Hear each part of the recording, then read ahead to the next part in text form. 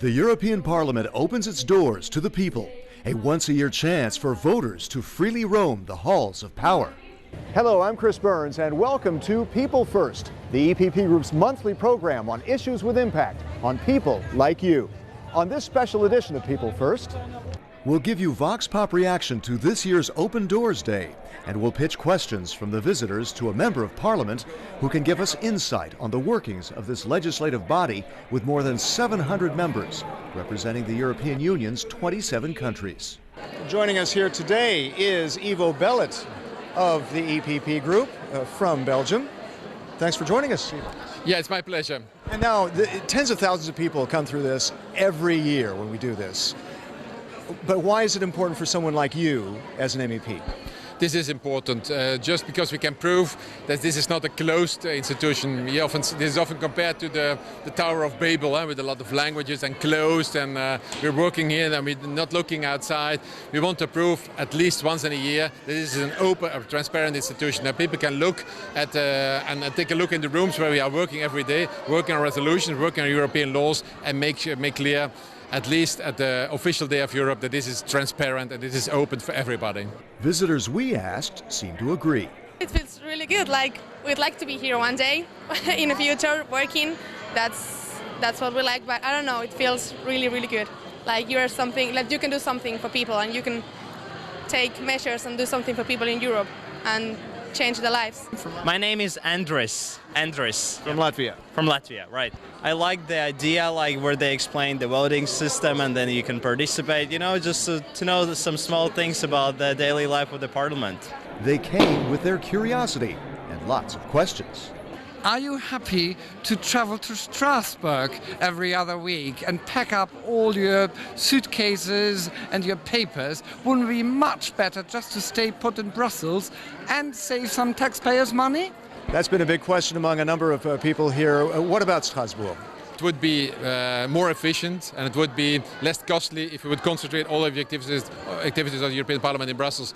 But this is a compromise. Europe is about compromising, and the official seat of the European Parliament is in Strasbourg. Why? Because we all remember that we had a war in Europe in 40-45, and after the war we had the French-German reconciliation, and out of that reconciliation Strasbourg was born.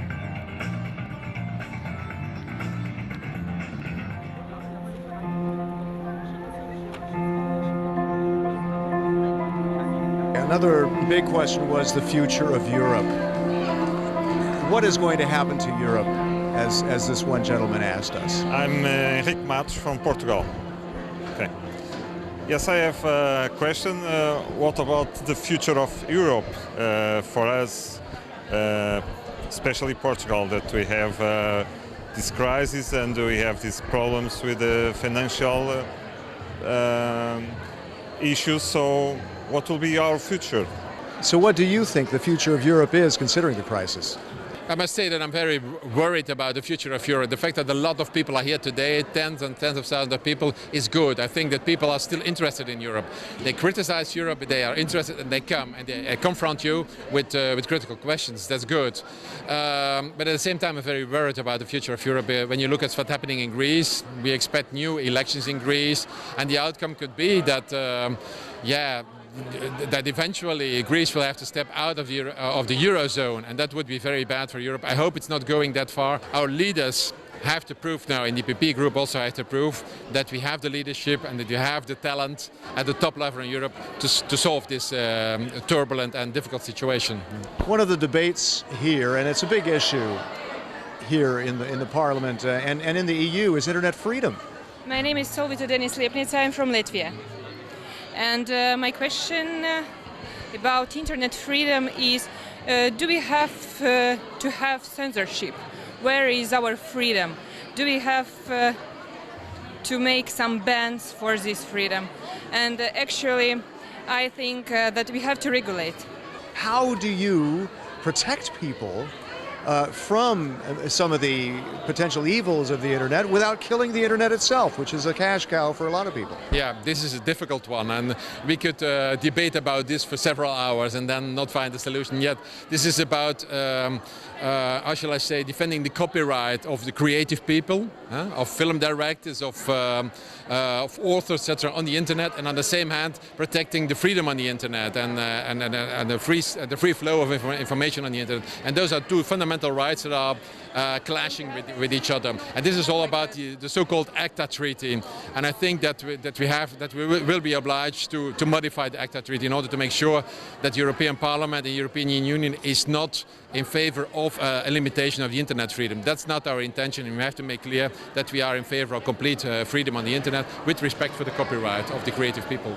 A couple of questions about MEPs again.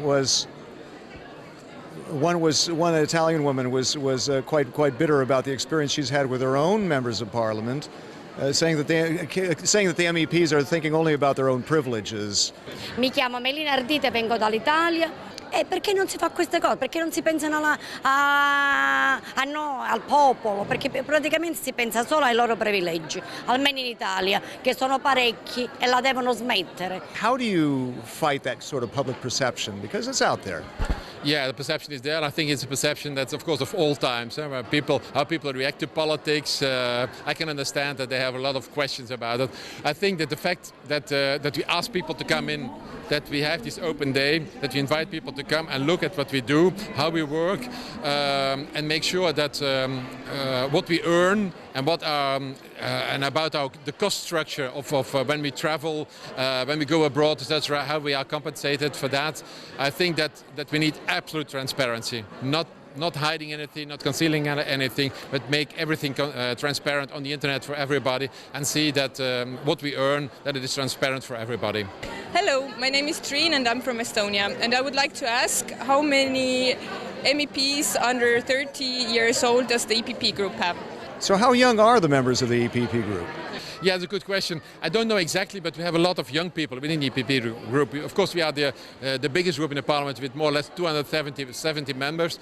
But when you look, I started my career here in the European Parliament 20 years ago. I was a stagiaire then.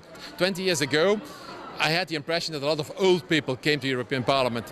This is the past. Now we have a lot of young people that are engaged in the European Parliament, and especially in the EPP Group, people that are on Facebook, that are on Twitter. So a lot of young people are a member of the EPP Group, and I'm very satisfied that we have really a good age, a mix of all ages within the in the EPP Group. So this is not a group, another parliament of brontosauruses and dinosauruses. Let's talk about active aging, because that's another issue here being debated in the Parliament, and one of the elderly people here was asking about that. How do you promote active aging? It's one of the priorities of the European Union as a whole and the European Parliament. I think it's important from the employment point of view, from the social security point of view, that we convince ourselves, that we convince public opinion that we have to work a little bit longer, have to be active a little bit longer. And this is not just about employment. This is also about social security, and this is about public health. So it's good for your mental health, it's good for your physical health, that you stay active, and I think it's important. This is sort of mental switch that we have to make, and I think that we are doing it. But this is not a mental switch that you make from one day or 1 week into the other. It takes some time, but I think that we're on the right track. That's it for now on People First. Find out more about the activities of the largest political force in Parliament by checking eppgroup.eu. Until next time, thanks for watching.